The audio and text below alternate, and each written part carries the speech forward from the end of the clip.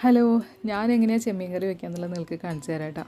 അപ്പോൾ ചട്ടിയിൽ 1-ാം പാലും 2-ാം പാലും 3-ാം പാലും എല്ലാ പാലും കൂടെ മിക്സാക്കി വെക്കുക. നമുക്ക് ഏകദേശം ഒരു ധാരണ ഉണ്ടാവുമല്ലോ എത്ര അളവ് വെള്ളം വേണമെന്നുള്ളത്.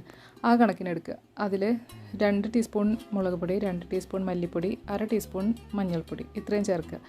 അതിനുശേഷം 2 തക്കാളി, ഒരു ചെറിയ കഷ്ണം ഇഞ്ചി, പിന്നെ 2 പച്ചമുളക്, അതുപോലെ തന്നെ ഒരു 3 കുടംപുളി. അത് പുളി നമുക്കറിയാലോ ഏകദേശം കണക്ക് എങ്ങനെയുണ്ടെന്നുള്ളത്.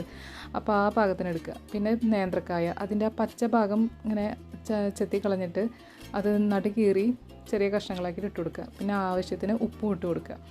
അത് തിളച്ച് വരുന്ന സമയത്ത് കഴുകി വൃത്തിയാക്കിയ ചെമ്മീൻ ഇട്ട് കൊടുക്കുക. പിന്നെ ഇടയ്ക്കൊക്കെ ഒന്ന് ഇളക്കി കൊടുക്കുക. അപ്പോൾ കറി വറ്റി അതിൻ്റെ എണ്ണയൊക്കെ തെളിഞ്ഞ് വരുന്ന ആ സമയമാകുമ്പോൾ നമുക്ക് ഒരു 6-7 ചുവന്നുള്ളി ചെറുതായി അരിഞ്ഞിട്ട് അത് നമുക്ക് വെളിച്ചെണ്ണയിൽ മൂപ്പിച്ചെടുക്കാം. മൂത്ത് വരുന്ന സമയത്ത് വേപ്പില ചേർത്തിട്ട് അത് നമുക്ക് കറിയിലേക്ക് ഒഴിക്കാം.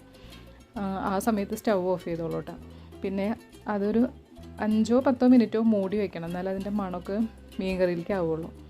അപ്പോൾ അതിന് ശേഷം നമുക്ക് എടുത്ത് ഉപയോഗിക്കാം. അപ്പോൾ നല്ല മണവും നല്ല ടേസ്റ്റും ഉണ്ടാവും, കറിയൊക്കെ കുറുകിയിട്ട്.